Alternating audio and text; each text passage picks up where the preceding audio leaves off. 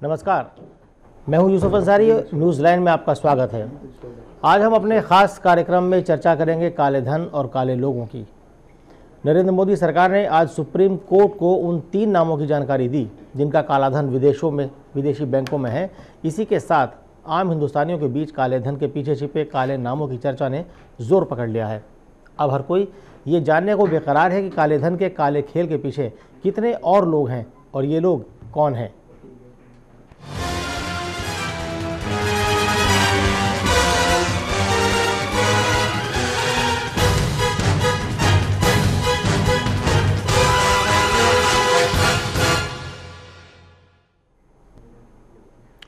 मोदी सरकार ने हिंदुस्तानियों को आज ये मैसेज देने की कोशिश की है कि वो काले धन के पीछे छिपे काले नामों को सामने लाने के लिए पूरी तरह गंभीर है। लेकिन वहीं उनकी पार्टी के पूर्व नेता और वरिष्ठ वकील राम जेठमलानी ने इसे खोदा पहाड़ निकली चूहिया करार दिया है और काफ़ी हद तक ये बात सही भी साबित होती है। चलिए एक रिपोर्ट पर नज़र डालते हैं। काले चेहरों पर मोदी की मार, सरकार का 3 नामों का खुलासा, अब किस पर गिरेगी गाज। काले धन के मुद्दे पर कांग्रेस के घेरने आलोचना के बाद मोदी सरकार ने काले चेहरों पर चाबुक चलाना शुरू कर दिया है। मोदी सरकार ने आज विदेशी बैंकों में काला धन जमा करने वाले 3 लोगों के नाम सुप्रीम कोर्ट को बता दिए। इन 3 नामों में डाबर ग्रुप के चेयरमैन प्रदीप बर्मन के अलावा राजकोट के सर्राफा कारोबारी पंकज चमनलाल लोढ़िया और खनन कारोबारी राधा टिम्बलू हैं। काले धन के काले खिलाड़ियों के इन 3 नामों को सुप्रीम कोर्ट को सौंपकर मोदी सरकार ने आम जनता को ये मैसेज देने की पुरजोर कोशिश की है कि वो काले धन के पीछे छिपे काले चेहरों को बेनकाब करने के प्रति पूरी तरह से गंभीर हैं। अब काले चेहरों के खुलासे के पीछे मोदी सरकार की नीयत कितनी साफ है, ये तो आने वाले समय में ही पता चलेगा। लेकिन करोड़ों हिंदुस्तानियों के मन में अब कुछ सवाल उठने लगे हैं। और कौन दिग्गज हैं काले खेल के पीछे? क्या मोदी सरकार सभी के नाम बताएगी? क्या सरकार नामों में ईमानदारी बरतेगी? सरकार ने अदालत को नाम बताने की शुरुआत तो कर दी है, लेकिन अब मोदी सरकार के सामने सबसे बड़ी चुनौती इन्हीं सवालों से निपटने की है। अब ये तो आप जानते ही हैं कि प्रधानमंत्री मोदी के साथ चर्चा करने के लिए वित्त मंत्री अरुण जेटली ने कोर्ट को 136 नाम बताने का फैसला लिया है।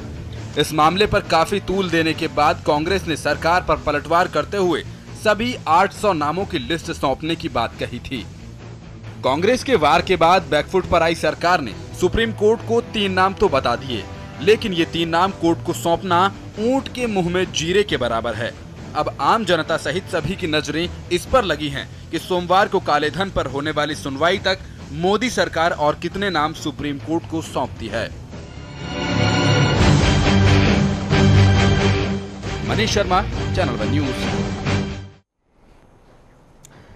तो ये एक कोशिश है सुप्रीम कोर्ट में 3 नाम देकर मोदी सरकार ने जताने की कोशिश की है कि वो काले धन के पीछे छिपे लोगों के नाम सामने लाने के लिए काफ़ी गंभीर है। मुझे दुष्यंत कुमार का एक शेर याद आता है कि वे दीवार पर्दों की तरह हिलने लगी, शर्त लेकिन थी कि ये बुनियाद हिलनी चाहिए।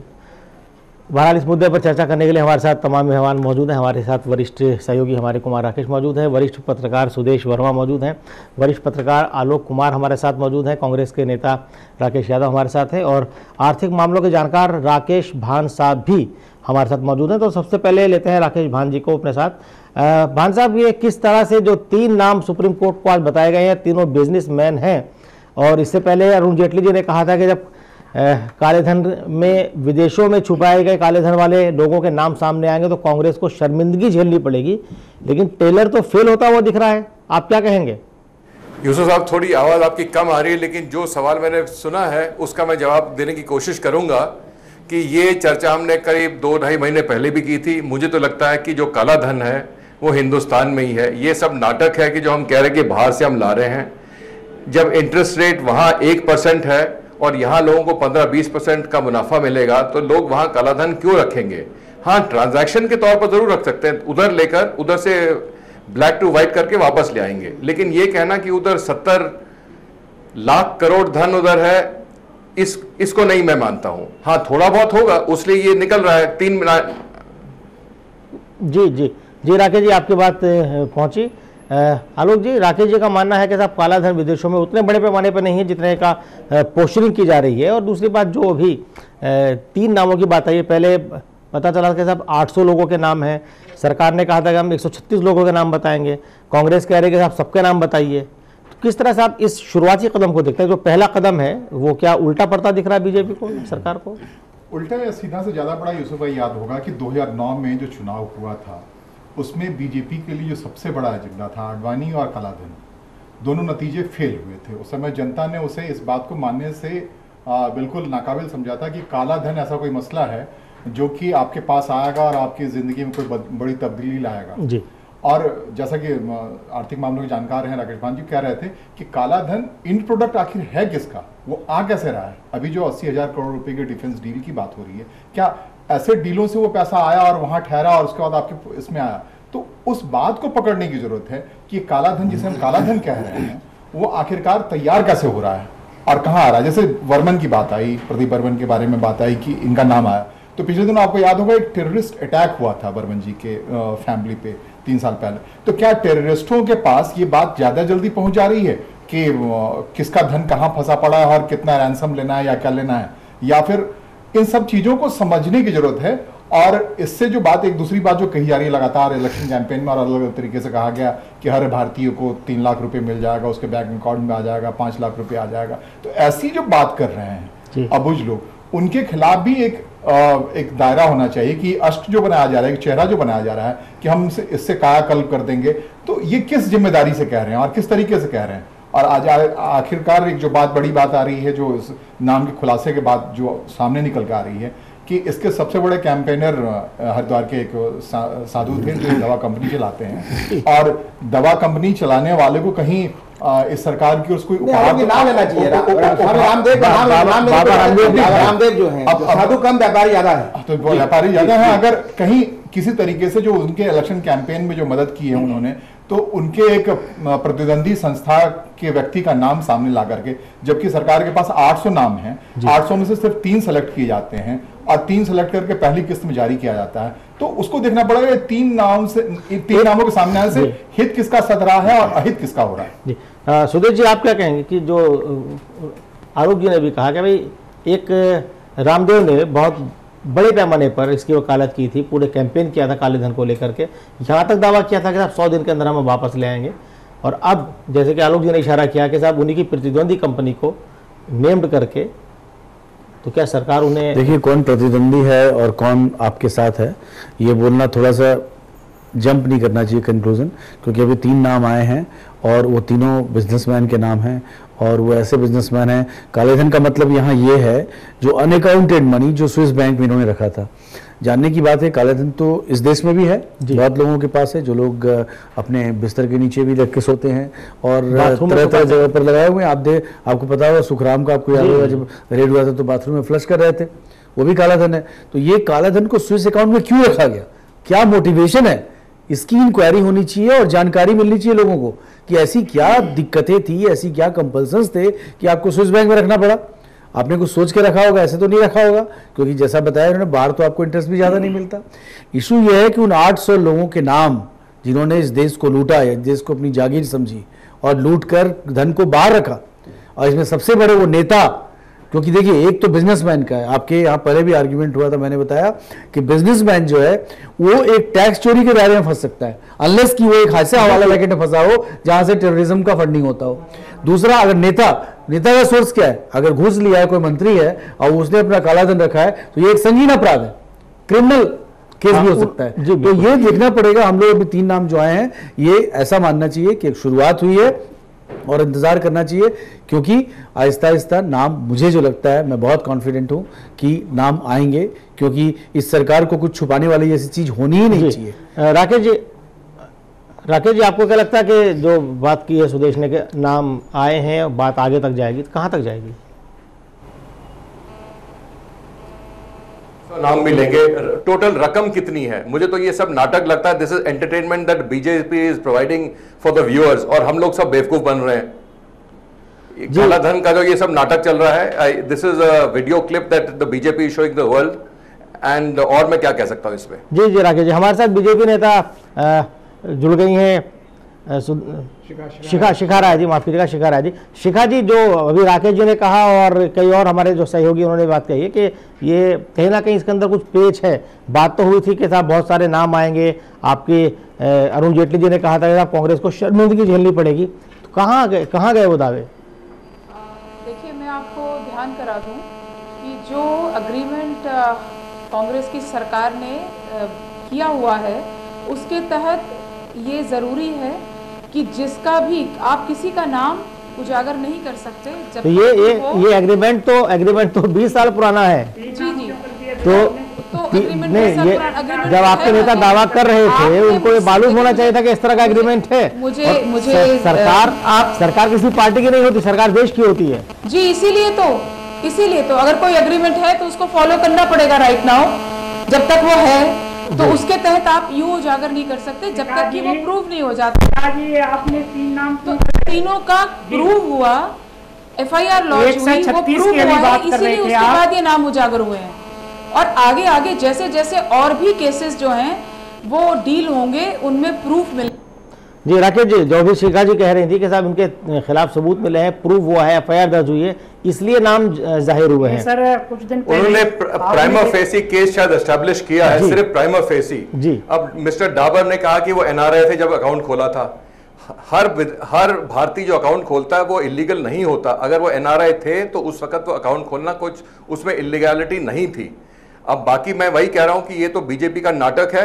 शिखा राय जी भी वही नाटक आगे चला रही है और मैं क्या कह सकता हूं। अकाउंट खोलना भान साहब इलीगलिटी नहीं है, उस अकाउंट में अनअकाउंटेड मनी रखना इलीगलिटी नहीं, जी, ऐसा है।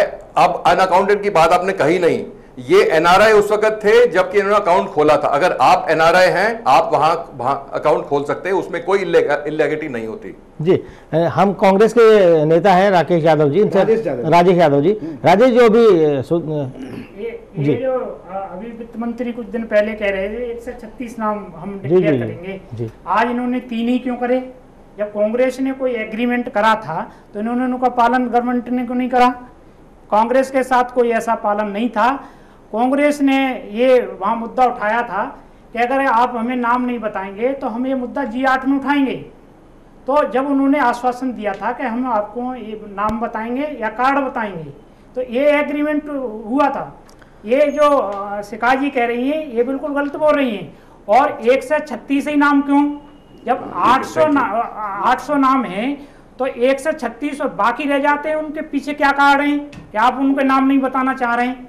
तो देश की जनता ये भी जानना चाह रही है। और मोदी जी ने सभाओं में कहा, देश में जब सभाएं करी, सभाओं में कहा कि हम ये काला धन 60 दिन में लेके आएंगे। ये कांग्रेस सरकार से पहले 7 साल में कुछ नहीं कर पाई थी।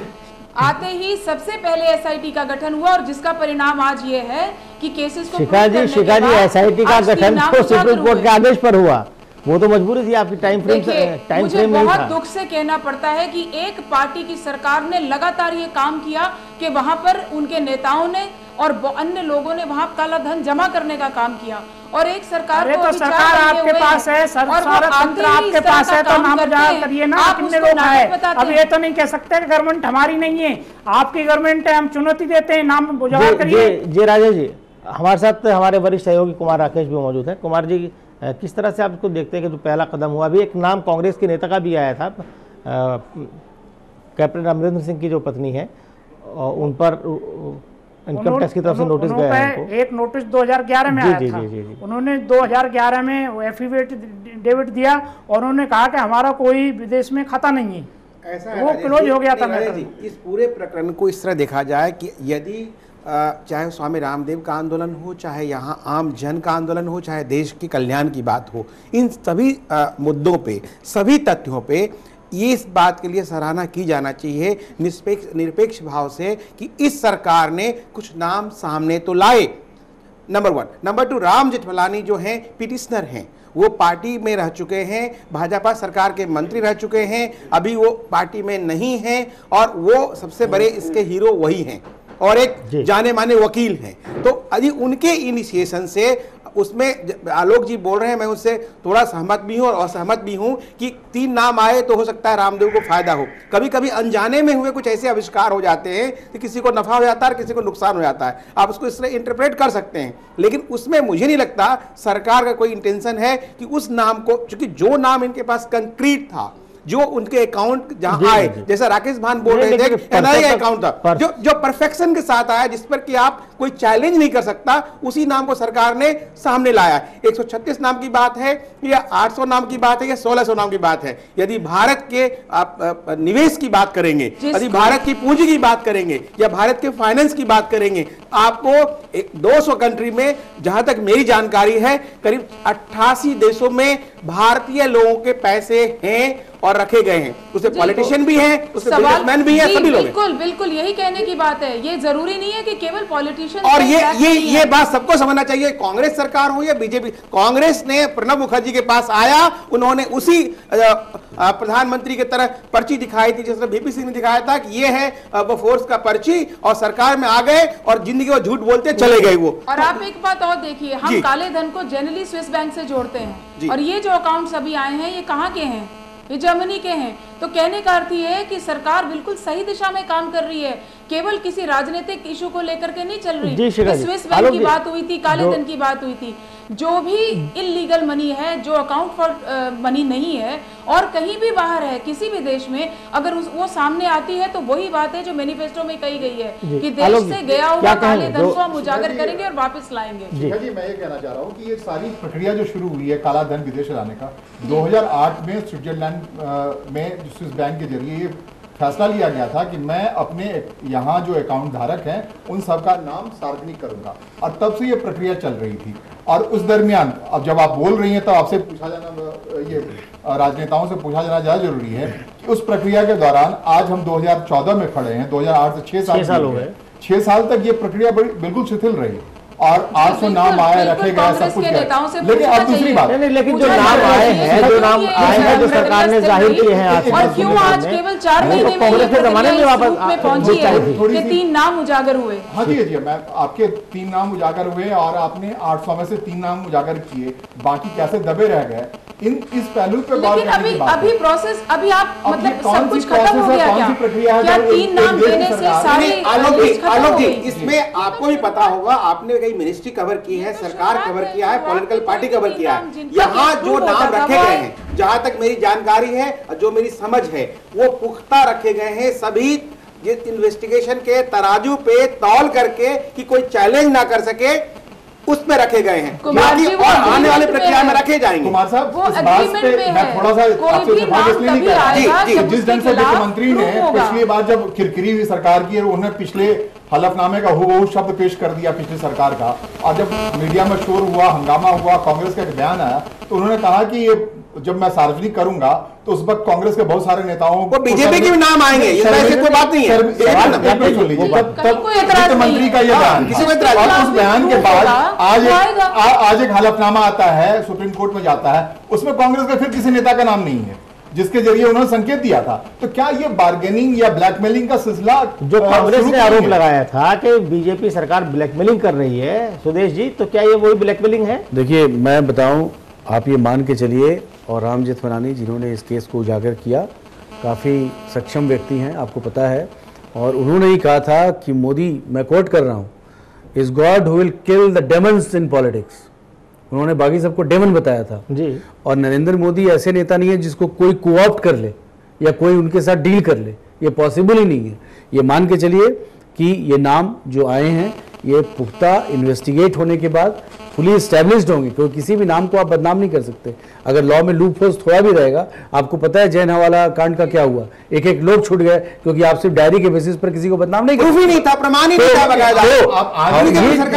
सवाल ये है, इन्वेस्टिगेशन नहीं है, ये वहाँ के बैंक अकाउंट मैं वो नहीं बोल रहा, ऐसा ही आपको सारे नाम ऐसा नहीं है, इन्वेस्टिगेशन की आवश्यकता नहीं है। आप नहीं बता सकते। 3 साल से ये फाइल घूम रही है, सत्ता के गलियारों में नहीं, नॉर्थ ब्लॉक के गलियारों से लेकर के करोड़ों रुपए बहाए जा चुके हैं गवर्नमेंट को नाम पे होना पड़ेगा, बता दो आपको। और जो बताया मैंने 88 देश नहीं, खास करके जो 17 देश हैं जो यूरोप से जुड़े हुए हैं, उसमें साउथ अफ्रीकन कंट्रीज भी हैं, कुछ मिडिल ईस्ट के कंट्रीज भी हैं, जहां की भारतीय का पैसा, उसमें कांग्रेस भी होगा, बीजेपी भी होगा, बिजनेसमैन भी होंगे, सारे लोग होंगे। इसलिए हमारे पैनल में वो राकेश भान जी हैं, वो बताएंगे कि आज की तारीख में आप किस बैंक में पैसा रखते हैं उससे कोई मतलब नहीं है। आप बैंक में पैसा रखें, आप अगर हम भारतीय स्टेट बैंक में पैसा रखे हैं तो वो लिंकेज है स्विस बैंक से सबसे। तो अब ये जो ड्रामा क्रिएट किया जा रहा है, राष्ट्र का नाम पैसा नहीं है, मैं फैक्ट बता रहा हूं आपको। एक secret account, secret account, secret account decode हुआ है। अब आप सीक्रेट अकाउंट की बात कीजिए तो सीक्रेट अकाउंट डिकोड होने के बाद 800 लोगों का नाम डिकोड हुआ है, डिकोड नहीं हुआ है वो नाम उस आलोक जी, ये कांग्रेस सरकार थी जबकि इन्होंने 18 विदेशी बैंकों को परमिशन दिया। आप कह रहे हैं कि ये नाटक हो रहा है। देखिए नहीं, अभी तो बिल्कुल 3 नाम से तो ये दिख रहा है। आपको अगर सार्वजनिक तौर पे आना था, एक बार हम राकेश भान जी के पास चलते हैं। राम जेठमलानी ने कहा है कि ये तो बिल्कुल जीरा के समान है, दाल में इतने बड़े खुदा बाहर निकला मुंह में जीरा है। तो ये तो अप्रिशिएट करिए कि शुरू तो कभी ये तो नहीं कहा गया कि बस यही 3 नाम है। राकेश भान जी, जो अभी बात आई थी कि जो बात हुई थी कि जो विदेशों में छुपा हुआ काला धन है, जिसकी कोई लाख करोड़ बताता है, कोई 70,000 करोड़, अलग अलग उसकी फिगर आती हैं, तो बात उसको वापस लाने की हुई थी और उसकी दिशा में कदम बढ़ाने की बात हुई थी। लेकिन आज जो ये खुलासा हुआ है सुप्रीम कोर्ट में, जो हलफनामा दिया है सरकार ने, 3 नाम दिए हैं। ये बिजनेसमैन है और उसमें से एक बिजनेसमैन ने कहा कि साहब NRI होने के नाते उनका खाता हुआ खुला गया था। ये भी अभी तस्वीर साफ नहीं हुई थी कि किस अकाउंट में कितना पैसा है।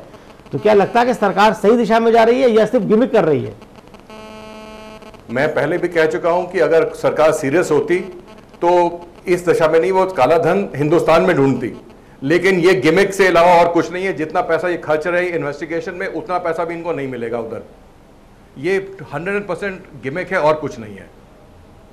कुमार राकेश जी क्या कहेंगे राकेश भान जी के? नहीं, राकेश भान जी कह रहे हैं गिमिक है, उनके एक बात सही हो सकती है कि देश में जितना काला धन है, काला धन की जो परिभाषा है आपको ही मालूम है और हमको ही मालूम है कि कोई प्रॉपर्टी खरीदते हैं तो उसमें कितना काला होता है और कितना सफेद होता है और क्यों होता है, वो अपने आप में कारण, वो सिस्टम है। वो सिस्टम कहना कि गिमिक हो रहा है। मुझे देखिए, मुझे लगता है कि गिमिक नहीं है, क्योंकि पहली बार वो 3 नाम भी सामने आए हैं जो पिछले 5 वर्षों में साथ जो हंगामा था वो नहीं आ रहे थे। गिमिक की बात बिल्कुल नहीं है। हाँ, गिमिक तब होगा जबकि कुछ भी नहीं आता, एक नाम भी नहीं आते। तो इसलिए इसको एक तरह से इनके पास कितना पैसा है टोटल, ये पता चला है क्या?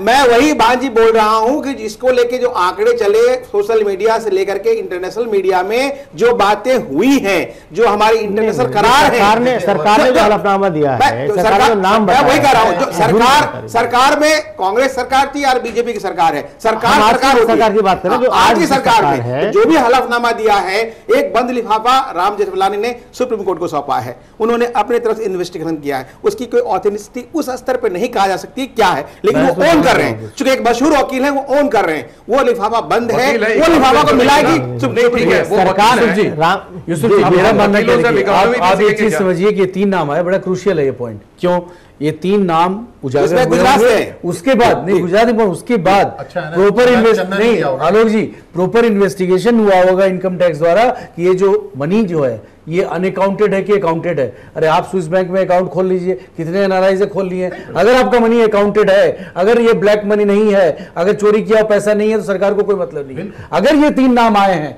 इसका मतलब ये नाम एस्टैब्लिश है, क्योंकि सरकार इतनी बड़ी गलती नहीं करेगी कि किसी को कटघरे में खड़ा कर दे। दूसरी बात, सुधीर जी, मैं आपकी बात से सहमत हूं। आप जो कह रहे हैं कि किसी व्यक्ति का मौलिक अधिकार है कि वो अपने बैंक को अकाउंट को सीक्रेट रखता है या अनसीक्रेट रखता है, अगर स्विस बैंक के लॉ के हिसाब से। और ये जरूरी नहीं है कि उसने जो अनसीक्रेट मनी रखा है वो अनअकाउंटेड है, जस्ट होल्ड इट, है ना, कि वो अनअकाउंटेड है, ये गारंटी नहीं है। अब आप सरकार ये नहीं कर रही है कि ये पैसा जो है अनअकाउंटेड है या अकाउंटेड है।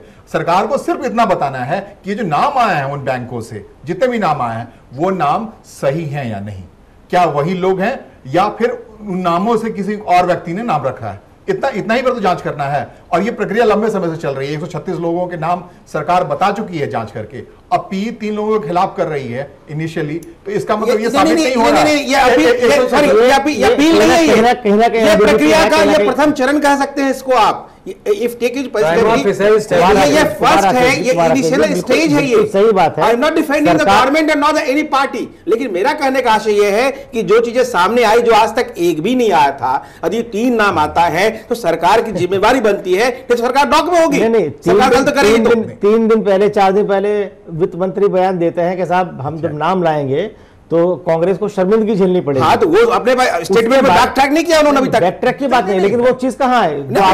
आपने मुझे लगता है कि आएगी। नहीं, ये उम्मीद की जा रही थी अगला हलफनामा वित्त मंत्री के बयान के अनुरूप होगा, लेकिन ऐसा इतना आसान नहीं है। आलोक जी इतना आसान है क्या? इतना आसान नहीं है। राकेश हम बात करेंगे, लेकिन 60 साल का कोड है, ये 1834 का कोड है ये। अभी हम खत्म नहीं होगा, चर्चा को आगे बढ़ाएंगे, लेकिन वक्त हो चला एक ब्रेक के बाद फौरन हाजिर होते हैं और इस दिलचस्प चर्चा को आगे बढ़ाते हैं। आप कहीं मत जाइएगा।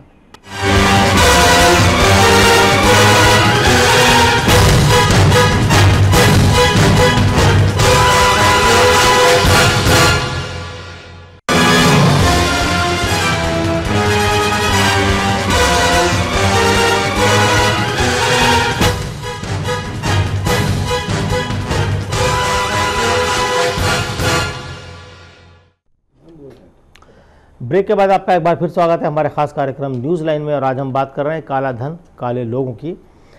इस चर्चा को आगे बढ़ाने से पहले हम नज़र डालते हैं कुछ और चीज़ों पर। मोदी सरकार के सुप्रीम कोर्ट में काले धन से जुड़े 3 नाम बताए जाने के बीच आज एक और बड़ा खुलासा हुआ है। एक ऐसी खबर सामने आई है जिसने यूपीए सरकार को सवालों के घेरे में खड़ा कर दिया है, और इस खुलासे के बाद अभी तक कांग्रेस की तरफ से कोई जवाब नहीं आया है। ये खुलासा साफ तौर पर बताता है कि यूपीए सरकार ने काले धन पर जो कुछ किया वो सिर्फ दिखावा था और नौटंकी भर थी।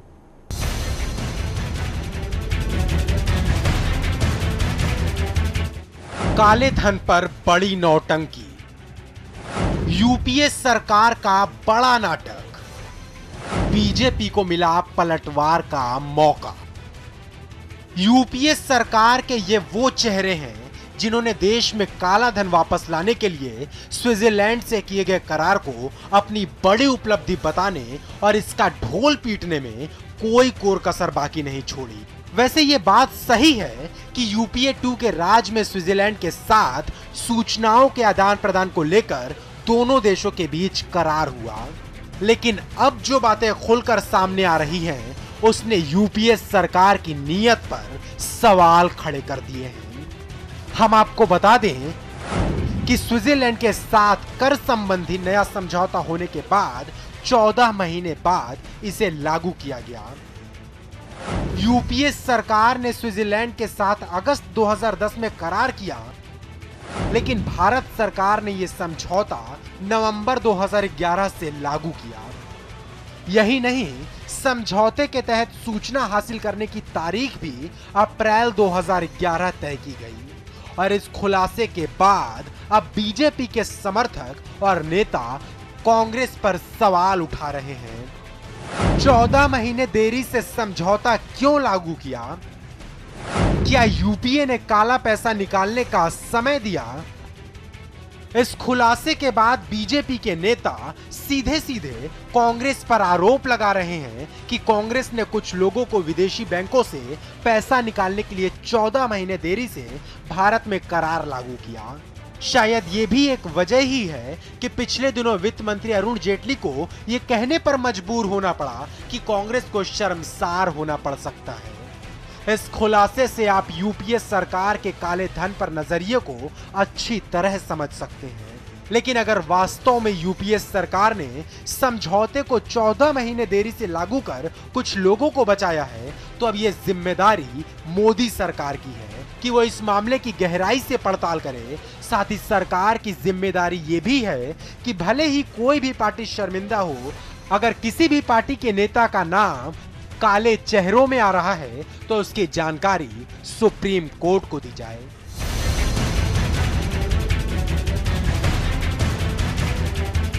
Manish Sharma, channel 1 news. तो आज हम बात कर रहे हैं काला धन, काले लोगों के बारे में, जिसमें सुप्रीम कोर्ट को सरकार ने आज 3 नामों का खुलासा किया है जिनके विदेशी बैंकों में अकाउंट सामने आए हैं और उसमें काला धन होने की बात है। कितना है इस पर अभी खुलासा नहीं हुआ है। बहरहाल इस मुद्दे पर चर्चा करने के लिए हमारे साथ स्टूडियो में सभी मेहमान मौजूद हैं हमारे पास।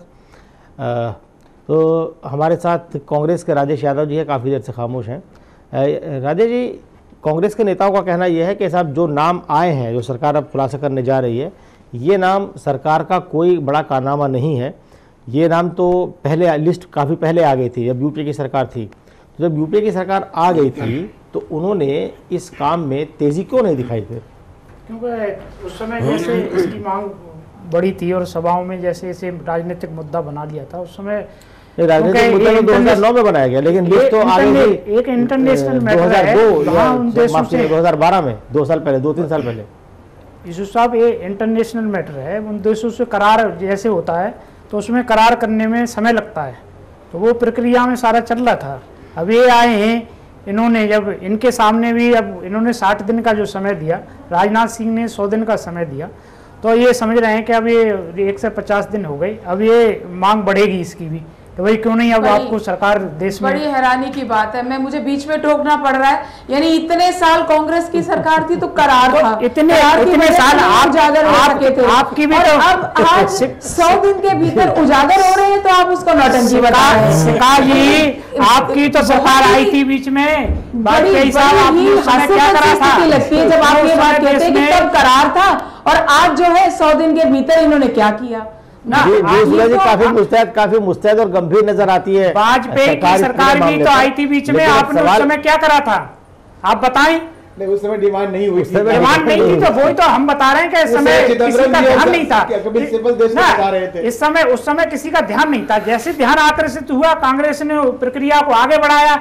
और आप जब 2 प्रदेशों में चुनाव होने जा रहे हैं और ये मुद्दा उठेगा, इसलिए आपने 3 नामों का, उस बचने के लिए 3 नामों का खुलासा किया है। क्यों नहीं? चुनाव तो 2 प्रदेशों के अभी होकर के हटे हैं, किसी ने आप क्या बात कर रहे हैं? क्या उससे पहले नहीं कर सकते थे? अगर चुनावों से देखिए, मुझे लगता है देश का एक गंभीर नागरिक होने के नाते कम से कम हमें आज सरकार की सराहना करनी चाहिए अगर इस प्रकार का कोई काले धन की बात उजागर हो रही है और वो वापस देश में लाने की बात, तो आरोप लगाएंगे। राजनीति नहीं होनी चाहिए। इनकी सरकार है। चलिए सुधा जी, आपने कहा कि इस पर राजनीति नहीं होनी चाहिए, बिल्कुल यूपीए की तरह ये तो कह नहीं सकते कि भाई दूसरों के ऊपर सरकार इस समय तो फुल बहुमत में है। चलिए एक बार चलता हूँ राकेश भान जी के पास। राकेश भान जी, 2011 के आखिर में एक इस तरह की चिट्ठी इंटरनेट के जरिए लोगों तक पहुंची कि स्विस बैंक कॉरपोरेशन ने कोई इंडियन गवर्नमेंट को चिट्ठी लिखी है और कुछ टॉप 10 लोगों का खुलासा किया है जिनके भरी भरकम अकाउंट वहाँ पर हैं। और उसमें इंटरेस्टिंग बात ये थी कि साहब जो स्विट्जरलैंड की करेंसी है उसके भी फिगर लिखी हुई थी और इंडियन रुपीज़ में क्या वैल्यू है उसकी लिखी गई थी। उसमें कई राजनीतिक लोगों के नाम हैं। तो उस सूची की, उस लिस्ट की सच्चाई क्या है? उसकी सच्चाई के बारे में मैं कोई टिप्पणी नहीं कर सकता, लेकिन ये ज़रूर कहूँगा कि एक बार कुछ जर्मन बैंक ने भी पहले भी लिस्ट निकाला था, लेकिन उस लिस्ट में काफ़ी लेजिटिमेट यानी लीगल अकाउंट्स थे। इसके बारे में ये जो आप जिसकी बात कर रहे हैं उसके बारे में मुझे जानकारी नहीं है। चलिए राकेश भाई, देखिए इसमें जानते हैं आपको सबसे पहले जो नाम आ रहे हैं, अगर सिर्फ पैसे का मामला है, अगर क्रिमिनल केस नहीं है तो सरकार का केस बहुत स्ट्रांग नहीं होगा। और अगर सरकार वाकई सीरियस है तो लॉ लाके, ओमनिबस लॉ लाके इन सब के खिलाफ नाम इस्टेब्लिश होने के बाद क्रिमिनल केस लॉन्च करना पड़ेगा। उसके बाद जितने भी बैंक से आपसे कोऑपरेट करेंगे, तो इसके लिए आपको लॉ लाना पड़ेगा, क्योंकि ये पैसा सिर्फ ब्लैक मनी नहीं है, ये पैसे का हो सकता है हवाला यूज हुआ। लॉ नया बनाना पड़ेगा जो मौजूदा कानून से नहीं, क्यों क्रिमिनल केस आप कैसे करेंगे? कोई मान लीजिए बैंक में अकाउंट रखा है, अकाउंट है, तो क्रिमिनल केस करने के लिए इन सबके खिलाफ क्रिमिनल केस किया जाए और उसके बाद जब इन्वेस्टिगेशन होगा तब कोई नहीं बचेगा। तो ये भी पता लगेगा आपको कि जो अभी आप दिखा रहे थे पैकेज में इतनी अच्छी स्टोरी कि 14 महीने तक कांग्रेस ने पैसा निकाल नहीं दिया, तो पैसा जो निकला चेंज हो चुके हैं ना, पैसा जो निकला वो पैसा का वो बैंक आपको क्यों बताएगा? जब तक आप नहीं बताइएगा क्रिमिनल केस है ये, उसके बाद बैंक आपको ट्रैक देगा कि पैसा निकला है, इस समय इतना पैसा निकला है, और ये सबको पकड़ना चाहिए। कांग्रेस बीजेपी की कोई बात नहीं, सवाल इसके पीछे सवाल पॉलिटिकल नहीं है। पैसा निकला, आपको कैसे जानकारी है कि वो निकला? भाई ये तो स्टोरी इन्होंने किया। मुद्दा तो है कि जब 2008 में स्विट्जरलैंड अगर पैसा नहीं निकलवाना था लोगों का तो क्यों देरी की 14 महीने की? क्यों नहीं लागू किया उसको उसी समय? प्रक्रिया में देरी हुई है। ये तो आप शक के दायरे में आएंगे ही आएंगे, शक के घेरे में आएंगे हुई है, लिपापोती हुई है और कोई कंक्रीट स्टेप सामने नहीं आए हैं। अपने देश का तो सवाल उठते हैं। कम से कम कांग्रेस के नेताओं को और उनके व्यक्तियों को तो ये कहने का अधिकार ही नहीं है, क्योंकि जिसने भी उस समय काले धन के खिलाफ जरा सी भी कोई आवाज उठाई, आपने देखा बाबा रामदेव का क्या हाल किया था। कोई भी अगर बोलता था कि इस हद तक हालत कर दी थी कि डंडे से पीटेंगे, तुम्हें कुचलेंगे, रोंदेंगे, लेकिन आप काले धन लाने की बात मत करो। कांग्रेस पे वही इल्जाम है कि शोर मचा के आपने चोर को भगा दिया, बैंकों से पैसा निकाल के लोग भाग जाएं। यही सरकार अभी भी लगातार कर रही है, कह रही है बताऊंगा कांग्रेस का नाम, उससे पहले जाता बताऊंगा। कैसे कर रही है अब की सरकार, कैसे करे? आप मुझे जरा सा ये तो बता दीजिए कि कैसे कर रही है। यानी पहले हाथ लगते ही एसआईटी का निर्माण हुआ, वो उसका गठन हुआ, और उसके हाथ लगते ही पहले ही उसमें 3 केसेस प्रूव किए गए और उनको सामने लाया गया। अभी प्रूव कहाँ हुए? अभी तो आपने नाम दिया है, मतलब वही है। नहीं, प्रूव आपने कैसे कहा? ये हुआ है कि ये जो धन रखा गया था वो ब्लैक मनी था, ये हुआ है। सुप्रीम कोर्ट का आपने ये बताया जा रहे हैं, उनके खिलाफ एफआईआर पता चलेगा कि वाकई सरकार ने सही बोला है कि हम इन्वेस्टिगेशन करके नतीजा दे रहे हैं। 3 नाम की इन्होंने ये कहा है कि मैं आज से प्राथमिक जांच शुरू कर रहा हूं तीनों के खिलाफ। नहीं, आलोक जी, ऐसा इन लोगों के खिलाफ जांच शुरू हो रही है। देखिए, इनके खिलाफ ये बात इतनी सी तय हुई है कि जो भी पैसा रखा गया था वो इलीगल था, अनअकाउंटेड था। अब जो आगे का केस है कि वो बाहर रखा गया तो उसको कैसे करना है, वो आगे बात चलेगी। ये जेठमलानी जी सिर्फ इस बात को लेके दुखी हैं कि जब सरकार को जेठमलानी के दुख है और कारण है। सुनिए, और भी कारण है। काला धन के मसले पर सुन लीजिए वो क्यों दुखी हैं। बाकी तो और कारण बहुत सारे रहे होंगे। वो काला धन के मसले को लेकर इसलिए दुखी हैं कि उनको यही घबराहट लग रही है कि शोर मचा के पिछली सरकार ने सारे स्विस बैंक के अकाउंट, जर्मन बैंक के अकाउंट, जितने भी जहां सीक्रेट बैंक रखने के खाते रखने के इंतजाम थे, सबको इतला दे दी कि भाग ले। अब ये सरकार भी पिछले 150 दिनों से यही काम कर रही है, उसी की पुनरावृत्ति हो रही है। जो वो एक टाइम फ्रेम में आप आकर के बता दी यहाँ ये 300 लोग हैं भाई, या 136 लोग हैं। ये देखिए, मुझे लगता है कि इस प्रकार का जब देश के लिए काम हो रहा हो पड़ेगा, तब जेठमलानी जी की तकलीफ कम होगी, नहीं तो नहीं होगी।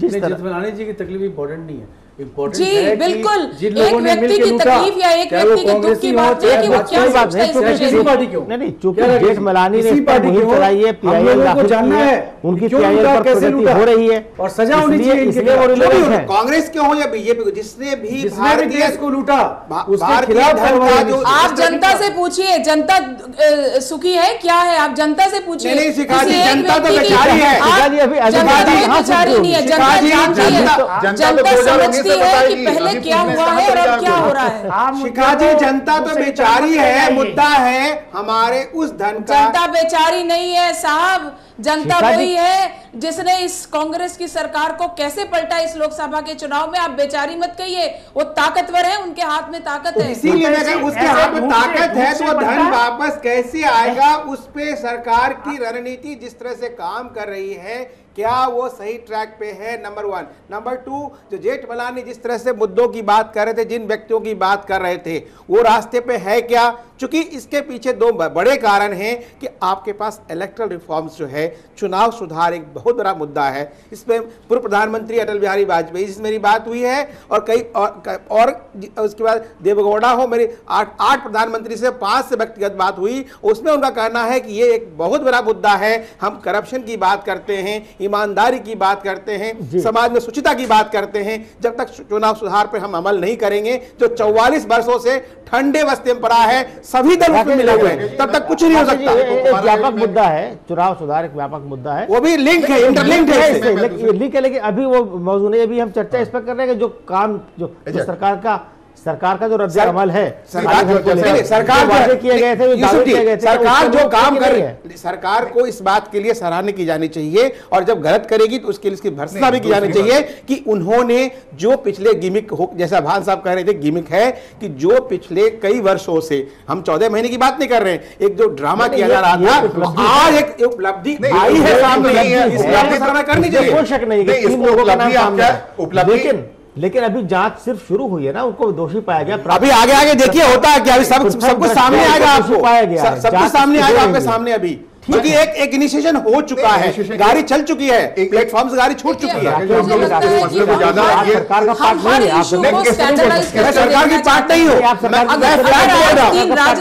फैक्ट बोल रहा हूँ, जो दिख रहा है, जो दशा दिख रहे हैं उसका विश्लेषण कर रहा हूँ। बिल्कुल उनके दावे के अनुरूप ये खुलासा नहीं हुआ है। क्यों आलोक जी? मैं यही बात कह रहा हूं कि जो दावे किए गए, क्रिस्टल क्लियर अंदाज में जो मंचों से कहा जा रहा था कि मैं काला धन ले आऊंगा, मैं काला धन ला करके इस देश की आर्थिक संरचना में लगा दूंगा और आपकी खुशहाली के दिन शुरू हो जाएंगे, तो ऐसे क्रिस्टल क्लियर बात करने वाले लोगों से यह कतई उम्मीद नहीं थी कि पिछली सरकार के हलफनामे को, जिसमें जस का रिपीट करेगी, फिर उससे जब किरकिरी होगी तो चुपचाप से कहा जाएगा कि मैं बड़ा विस्फोट करने वाला हूं। बचाव की मुद्रा में जब आएंगे फिर उनको यह याद नहीं रहेगा कि भाई व्यवस्था नहीं बदली है, वही ब्यूरोक्रेट हैं, वही हलफनामा तैयार करने वाले लोग हैं। इस चीज का इल्हाम किए बगैर आप कह रहे हैं कांग्रेसी चुप हो जाओ, तेरा नाम सामने डाल देंगे। वित्त मंत्री जैसा जिम्मेदार व्यक्ति ये काम कह रहा है, ये बातें कह रहा है, और जब नतीजा आता है कोर्ट के सामने तो पता लगता है 3 लोग अलग अलग सिरे से इतने बड़े देश में उनके नाम सामने कर दिए जाते हैं। कंक्लूजन पे आ रहे हैं, ये कंक्लूजन नहीं है, और इस पूरी प्रक्रिया में 150 से ज्यादा मामला। आलोक जी, आपको सिर्फ लगता है कि पूरा मामला खत्म हो गया?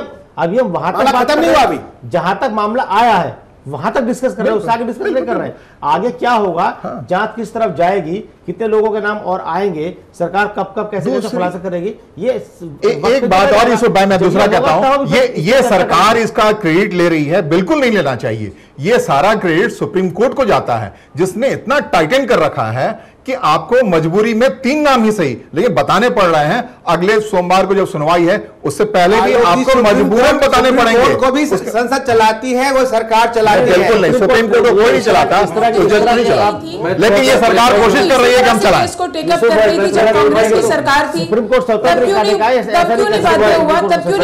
संविधान का अंश है, संविधान का अंश है, वही संविधान का पार्ट है, सरकार और संविधान एक दूसरे को पूरा कहलाती है। संविधान सरकार इस बात माफ करने वाली बात है, जो फैक्ट है, जो फैक्ट है, मैं माफ व्यवस्था की बात है, इस बात से सहमत नहीं हुआ जा सकता। व्यवस्था की बात है, संविधान सर्वोपरि है। देखिए, संविधान सर्वोपरि है। सुप्रीम कोर्ट में केस गया, जेठमलानी जी ले गए, सुप्रीम कोर्ट ने सरकार से बोला कि सरकार क्या कर रही है।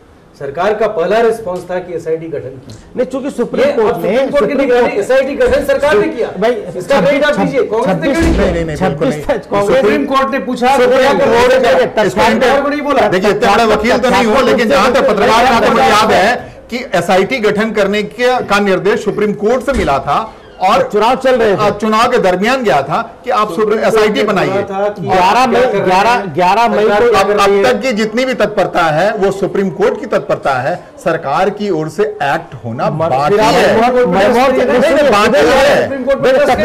पत्रकार है, पत्रकारों को तथ्यों के साथ खिलवाड़ नहीं करना चाहिए। चुनाव चल रहे थे लोकसभा के, और तब मनमोहन सिंह सरकार ने कहा था कि एसआईटी का गठन आने वाली नई सरकार करेगी, जो भी करेगी। 28 तारीख तक उसकी मियाद थी, 28 मई तक।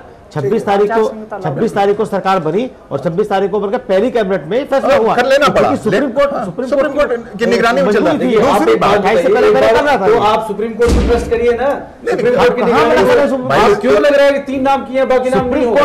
सुप्रीम कोर्ट नेता पर किसी ने सवाल नहीं उठाया, उसकी तत्परता का नतीजा। लेकिन सरकार कर रही है, सरकार छुपा रही है, फिर आप सुप्रीम कोर्ट में सरकार छुपा नहीं रही है, सरकार छुपाएगी और करेगी तो सुप्रीम कोर्ट। सरकार सरकार क्या छुपा रही है? बाकी जो ये तो पता चले कि सरकार ये कह रही है कि केवल ये 3 नाम देंगे, बस बाकी खत्म। नहीं, तब तो सरकार छुपा रही है। सरकार छुपा रही है, सरकार वही छुपा रही है जो कानून की भाषा में जेठमलानी जी कह रहे हैं कि ऊंट रह गया कि अलजीरा दिख रहा है। सरकार वही छिपा रही है। देखिए, जब शुरुआत होती है कुछ नाम आएंगे तो ऐसा ही लगेगा कि अभी बहुत कम हुआ है। इस मामले के जो पिटिशनर हैं वो अगर कह रहे हैं कि ऊंट निकल जा रहा है, सिर्फ जीरा दिख रहा है। भाई आलोक जी वही एक पिटिशनर है, वो सारी पिटिशन को क्लब कर दिया। ऐसा नहीं है कि एक ही बार में सारा कुछ हो जाए, प्रक्रिया है तो उसी पे फॉलो की जा रही है। सरकार की ओर से तत्परता की उम्मीद है, बीजेपी के एजेंडे में इससे ये ज्यादा 2009 से है सरकार की और बड़े सीरियसली कि 100 दिन के है। भीतर जनता जो ने कहा वो बीजेपी करके को दिखाया। वोट दिया है तो इस उम्मीद से वोट दिया है कि इस पे तत्परता दिखेगा, और नहीं दिख रहा है। ये डर ज्यादा है। तत्पर सरकार आप मुझे नहीं लगता कि किसी भी 136 नाम कंट्री देने में जा रहे दिखी थे, होगी। किन्हीं नाम क्यों दिए? कि सारी जनहित की योजनाओं के साथ साथ जो मैनिफेस्टो में कही हुई बातें थी वो भी पूरी की जा रही हैं और तत्काल में तुरंत में पूरी की जा रही जी है। बिल्कुल बिल्कुल तत्परता तो दिखती है। राकेश भान जी बहुत देर से खामोश है और हमारी बातें सुन भी रहे हैं, हंस भी रहे हैं। राकेश जी, जो अभी सुधा जी ने कहा कि सरकार बहुत तत्पर है और बहुत सही डायरेक्शन में जांच जा रही है, लेकिन जो जिस तरह से बातें मैं सुन रहा हूं, लेकिन क्योंकि यहाँ टीवी नहीं है तो मुझे नहीं पता चल रहा कौन क्या कह रहा है। जी जी जी। तो सवाल आपसे ये है कि जिस डायरेक्शन से जांच चल रही है, आपको क्या लगता है कि जो एक्सपेक्टेशन बताई गई थी चुनाव में कि हम कालाधन वापस ले आएंगे, क्या वो पूरा होता नजर आ रहा है? मैंने पहले भी ये कहा कि जो ये एक्सपेक्टेशन है ये तो पूरा एक मिराज है। काला धन की जो बात है, ये काला धन आपका हिंदुस्तान में है। अब आप ये जो लोगों कह रहे हैं हम लाएंगे, एक मिराज दिखा रहे हैं। तो अब 3 नाम, अभी 3, एक और मैं करेक्शन करना चाहता हूं, इन 3 नाम के खिलाफ अभी प्रूव कुछ नहीं हुआ है, ये केवल एक 3 नाम आगे आए हैं। अभी मैंने सुना था कि शायद शिखा राय जी ने कहा था कि 3 नाम इनके कन्विक्शन किसी का नहीं हुआ है। जी नहीं, मैंने ये नहीं कहा कन्विक्शन हुआ है, मैंने ये कहा है अग्रीमेंट के तहत ये प्रूव होना जरूरी है कि ये जिस धन की बात की जा रही है वो काला है। At least only a prima facie case has been established. It has not yet been proved. It has not yet been proved that the money was illegally obtained. जी मैंने ये नहीं कहा कि इन्होंने स्विस बैंक में जो या जर्मन बैंक में जो रखा हुआ है वो केस तीन नाम आ गए हैं। सिर्फ इतना हुआ है कि I think the government is wasting its time. There are other major issues in front of the country. They should prioritize those issues. This is an issue. You don't think it's an issue? I think this is a mirage and people are, you are making a fool of the people. I think that's the approach जो आपके ये ध्यान में approach ये जा रही है कि ये तो कुछ नहीं है, इससे तो कोई वो नहीं होगा। मुझे लगता है यही कहीं आपकी सोच को आप बाबा रामदेव इकोनॉमिक्स फॉलो कर रहे हैं। अगले आप शायद जितने भी 1000 रुपए और 500 रुपए के नोट्स हैं वो डिमोनेटाइज करेंगे, टोटल केओस करना चाहते हैं इकोनॉमी में, तो आप करिए। लेकिन अगर आप क्लीन करना चाहते हैं, मुझे नहीं लगता कि अभी तक जो सरकार ने इकोनॉमी को सेटल करने के लिए किया है उसमें कहीं कोई कंफ्यूजन है या कहीं कोई कियोस होगा। अभी तक जो हुआ है, जितना हुआ है, आप अगर उसको एनालिसिस करें विदाउट पॉलिटिसाइजिंग एन इशू, तो मुझे नहीं लगता कि आप भी ये कह पाएंगे कि इकोनॉमी के फ्रंट पे कहीं कोई किसी प्रकार का कंफ्यूजन होगा। I agree with you. I do not wish to politicize the issue. I am neither speaking on behalf of BJP or Congress. I think we are just arguing this matter only to politicize the issue. No. I'm sorry, madam. You are barking up the wrong tree. That's all I said. शिखा जी, एक बात ये realise करने का वक्त है BJP के लिए कि जो विपक्ष में रह के वादे किए जाते हैं और जितनी सरलता से कर दिए जाते हैं, वो इसी व्यवस्था का पार्ट बनने के बाद उसको करने में कठिनाई आती है। ये महज रियलाइजेशन की बात है जो एक पत्रकार के नाते में देख पा रहा हूं, और सरकार रियलाइज करना चाहिए ये कि मैंने बहुत बड़ा काम कर दिया, 3 लोगों के नाम दिखा दिए, बड़ी अच्छी बात है, कांग्रेस नहीं दिखा रही करती है सरकार। ये अगर दम है तो ये नुकसान सरकार की बात और वो सरकार करके उसको दूर उसके ऊपर अमल करती है। आलोक जी की बात जो है 100% सही है कि बीजेपी आके अगर रियलाइज कर रही है कठिन है, इन्होंने बड़ा वायदा कर दिया, लेकिन हमारा एक रिक्वेस्ट है आलोक जी से और बाकी सब लोगों से कि थोड़ा सा वक्त और दें। कठिन हो सकता है, कठिन हो सकता है, नामुमकिन नहीं है। हर कठिनाई को पार करके ये बात जरूर करी जाएगी। हम राकेश जी ने बताया दिया, पूरा वक्त दिया है और एकदम पक्का वक्त दिया है, पूरा बहुमत दिया है। अब क्या चाहिए इन्होंने? बिल्कुल, क्या 5 साल पूरे हो गए? ऐसा मत जो हम अभी तक जजमेंटल 300 नाम में क्या सरकार को 5 साल हो गए जो हम कोई जजमेंटल या देने बैठे हैं? आपने 3 नाम बता के इतने नाम छिपा लिए, 297 नाम प्रक्रिया शुरू हुई है। अभी भारतीय के नाते ये प्रतिक्रिया जरूर, इस कष्ट का जरूर इजहार करूंगा। आपका मुझे नहीं है, इतने बड़े नामों के बीच में सिर्फ 3 नाम दिख रहे हैं। 3 नाम 5 महीने में दिए हैं, तो 5 साल में कितने नाम आएंगे वो तो बता दीजिए, वो उनका मसला है। लेकिन जो देश को उम्मीद तो है, ये तो नहीं होगा कि 14 महीने के बाद एक एग्रीमेंट लाया जाएगा और फिर उसके बाद बिना कुछ कहे चल दिया जाएगा। हमारी सरकार प्रक्रिया पे सारी लेके आई सरकार तो एक बार अच्छा काम कर रही है। सरकार लेके रिपोर्ट में बैठ गई थी राजेश जी, कांग्रेस की रिपोर्ट में आके बैठ गई थी। इसका मतलब ये है कि आपकी सरकार ने जो कुछ अब तक जांच की, उसी जांच पड़ताल को उन्होंने सामने रखा है। बहुत अच्छी सरकार थी आपकी। नहीं, इसका मतलब ये होगा कि 14 महीने में जो जांच हुई उसमें सिर्फ 3 नाम आए जिनके खिलाफ प्राइमा फेसी केस बनता है।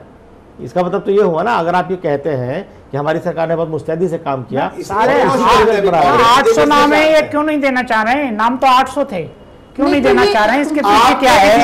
बोला कि 800 नाम थे, आज आपकी पार्टी को आधिकारिक प्रतिक्रिया नहीं आई है। वित्त मंत्री जो धमकाया है उसके बाद से आना चाहिए। डेमोक्रेटिक पार्टी के तौर पे उनके यहाँ से आधिकारिक कांग्रेस के पास है ना, सत्ता में थे, सामने दीजिए सुप्रीम कोर्ट की आवाज नहीं आ रही है। अब ये सरकार है, ये देगी इनको। तो जब प्रणब मुखर्जी वित्त मंत्री थे तब प्रणब मुखर्जी जी ने क्या कहा था? राकेश जी, कुमार जी, प्रणब मुखर्जी ने कही थी कि हमारे पास सारे नाम है, सारे सूची है, उचित समय में बताएंगे। उचित समय कहाँ आया, कहाँ गया?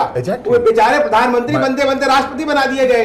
तो जो लिस्ट लगता है आवाज पास नहीं हो रही है, उसको खोज के कांग्रेस इतनी बड़ी बड़ी बातें जब कहा जा रहा था और आप ताली बजा रहे थे, तब आप आकर 3 नाम दे रहे हैं। यही तकलीफ है। नहीं, आलोक जी, तकलीफ की बात है तो आपको पॉजिटिवली लेना चाहिए कि सरकार जो सरकार काम नहीं कर रही थी, जो सरकार काम नहीं कर रही थी, वो कुछ काम करने लगी है। राकेश जी, हमें यही तकलीफ है कि इस सरकार को भी सुप्रीम कोर्ट कान अमेट के काम करवा रही है। स्वाभाविक है, पॉलिटिशियन पार्टी चाहे कांग्रेस बीजेपी सभी एक जैसे हैं। एग्जैक्टली, हाँ, तो सभी एक जैसे हैं। अभी आप कह रहे हैं जैसे अभी आप कह रहे हैं सरकार बहुत ये एक जैसे हैं। काम करने की बात दोनों अलग अलग बात है। अभी आप कह रहे हैं साहब बहुत अच्छा काम कर रही है, अभी आलोक जी ने कहा तो आप कह रहे हैं। आलोक जी का जो जवाब है मैं बताता हूँ, जो पॉलिटिशियन की बात नहीं है, जितनी मेरी पट की बात नहीं है, एक तरफ की बात नहीं है, बात फैक्ट, आवाज नहीं जा रही है, बात फैक्ट की है, बात सच की है। तो मान लिया जो दोनों पॉलिटिकल पार्टी उन्होंने 800 लिस्ट बनाई, इन्होंने नहीं दिया, वो अलग। अभी जो कांग्रेस चुप देखिए, कांग्रेस ने बनाई ना बीजेपी ने बनाई, ये लिस्ट आई कहां से आई, किसने दिया? अभी तक सामने नहीं आया किसी के सामने। हम फैक्ट की बात कर रहे हैं। कोर्ट में दर्ज है, मुझे पता लगा सुप्रीम कोर्ट में ये दर्ज है कि 136 नाम हमारे पास बताए जाएंगे। सुप्रीम कोर्ट दे देना। नहीं, सुप्रीम कोर्ट किसने मना किया? बना क्या किया? वो क्यों पावर है? नहीं जी, नहीं, बिल्कुल नहीं। क्यों नहीं दे सकती सुप्रीम कोर्ट? बिल्कुल आम जन के हित में। नहीं, आम देश हित में, आम जन के जो वोट लेके आई है, पता है लीगल पॉइंट था। सुप्रीम कोर्ट का काम इन्वेस्टिगेट करना नहीं है, गवर्नमेंट करेगी। लिस्ट जो उनके पास है वो दे सकती है, एस्टैब्लिश करेगी, गवर्नमेंट एस्टैब्लिश करके बताएगी और गवर्नमेंट की बात को कोर्ट मानेगी क्योंकि एस्टैब्लिश करके। सरकार और लेकिन वही आप लोग जी बार-बार सरकार और बोर्ड डीटीएटी की जो बात हुई ना, मेरे ख्याल में डायरेक्ट टैक्सेशन ऑफ ऑर्डर्स की बात हुई, वो गलत है। वो इशू गलत क्यों बता रहे हैं? हम कांग्रेस भी गलत है। बात से देखिए, मैं ये नहीं कह रहा सरकार और सुप्रीम कोर्ट अलग है, मैं ये कह रहा हूं कि BJP being a political party जब उस चीज को हैंडल कर रही है, जिस सरकार को हैंडल कर रही है, इनका पॉलिटिकल पॉइंट बीजेपी हैंडल नहीं कर रही है, वहां सरकार हैंडल कर रही है। नहीं, ये क्या बात हुई? सरकार के हैंडल करने का वही तरीका कर रही थी, सरकार हैंडल कर रही थी, वही तरीका सरकार के नीचे सरकार के उस सरकार के पार्टी बदलने में कोई रुख में कोई बदलाव नहीं आ रहा है।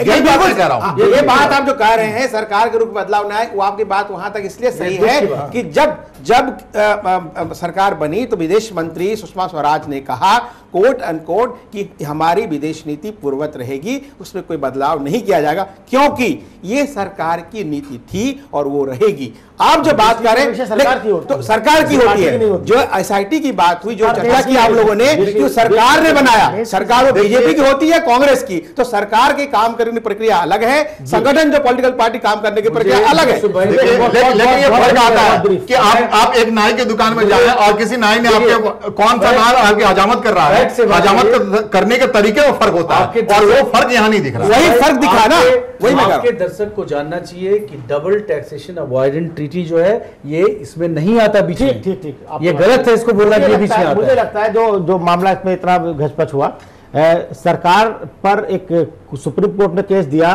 राम जेठमलानी ने, कुछ और लोगों ने भी, कि भाई सरकार नाम खुलासा नहीं कर रही, सरकार को खुलासा करे।